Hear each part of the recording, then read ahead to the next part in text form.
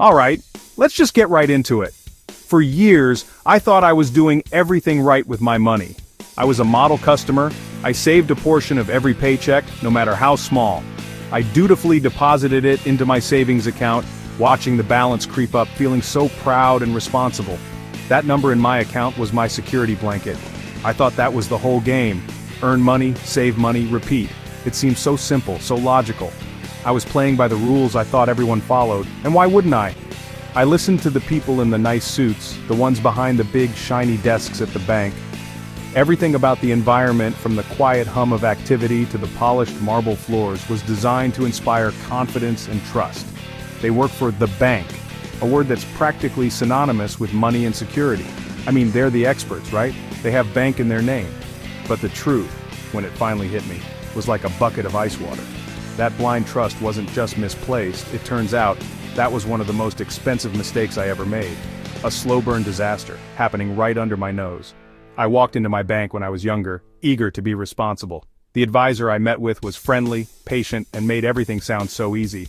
They pulled out glossy brochures and laid out a plan that sounded incredible, promising security and steady, if slow, returns. It was reassuring, it was simple. They told me I was making a smart choice, and it was completely, utterly wrong. That safe advice cost me thousands in lost growth I can never get back. I missed out on the magic of compounding interest, the single most powerful force in finance, which was working for the bank, but not for me. It also bled my accounts dry with high unnecessary fees and countless missed opportunities. I finally realized I was playing a game where the rules were written by the very people I was playing against. They weren't my financial partners, they were salespeople, and the products they were selling benefited them far more than they benefited me. And the worst part, this isn't just my story. I see it happen every single day. Well-meaning people getting advice from institutions with a massive conflict of interest. A bank's primary job is to make money for its shareholders, not to maximize your wealth. So it's time to pull back the curtain and arm yourself with the knowledge they don't want you to have. We're breaking down the 5 biggest lies banks told me, and probably you too. This was the first and biggest lie I fell for. The banker told me to put my savings in their high-yield account.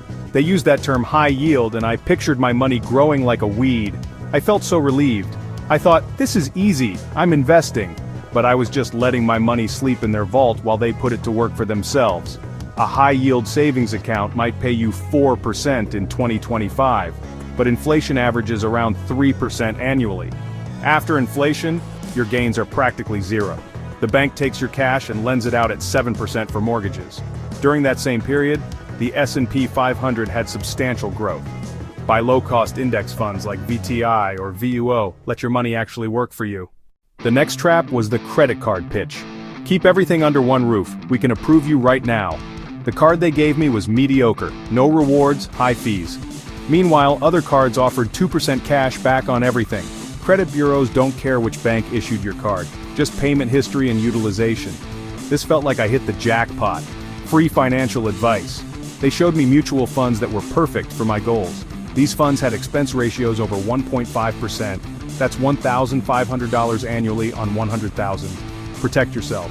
Ask, are you a fiduciary?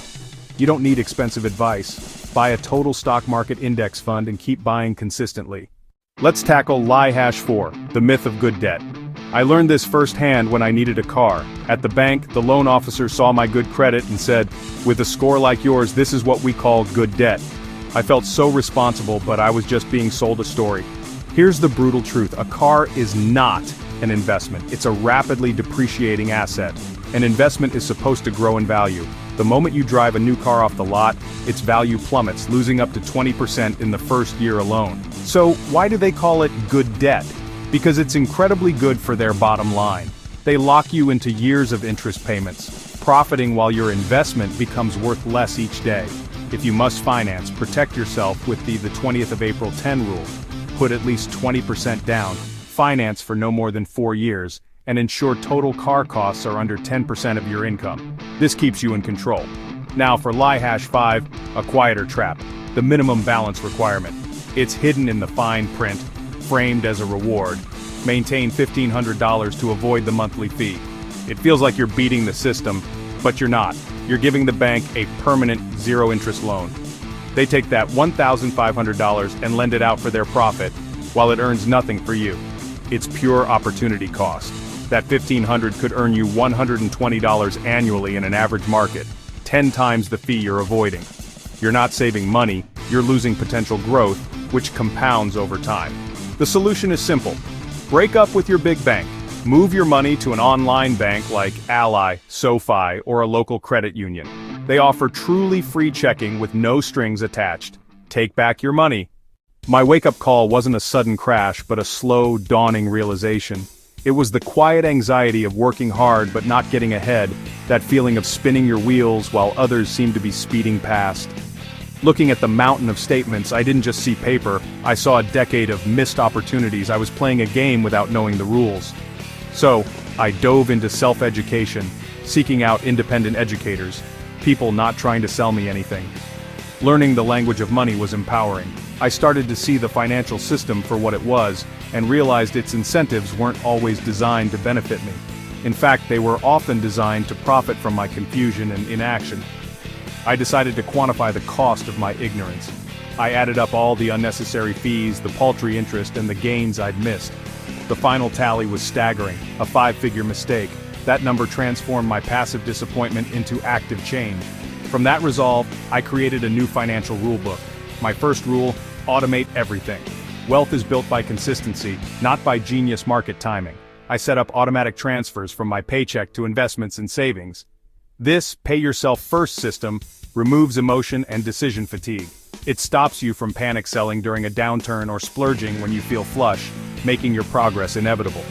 Second rule: separate institutions by function. No more one-bank convenience trap. Keeping everything in one place creates a conflict of interest, where they can sell you their own expensive, underperforming products. I now use a credit union for checking, a high-yield online bank for savings, and a low-cost brokerage for investing. This strategic separation gives you the best tool for each job and puts a firewall between your daily spending and your long-term wealth. Third rule: question all fees. They're the termites of your financial house. I'm not just talking about monthly maintenance fees, but the hidden ones like investment expense ratios. A seemingly small 1% fee can devour nearly a third of your potential returns over 30 years. Hunt them down and eliminate them. Fourth rule: continuously educate yourself. Financial ignorance is expensive. This isn't a one-time fix, it's a lifelong habit. Spend 30 minutes a week reviewing your accounts and reading from a trusted source. I'm no longer a passenger in my financial life. I'm the driver, and you can be too. Stop seeing your bank as an advisor. It's a business wanting profit from you. Conduct a full financial audit this week. Pull up all your statements. Find every fee and low interest rate. Ask why, and don't accept vague answers. Demand clarity. This isn't just about saving a few dollars, it's about reclaiming control. Then, take one action. Open free checking. Transfer to high-yield savings. Get that 2% cashback card. Don't just think about it, do it. Each action is a vote for your financial future. The power to change your financial destiny isn't in some fancy bank branch, it's with you right now. So please don't wait. Start today.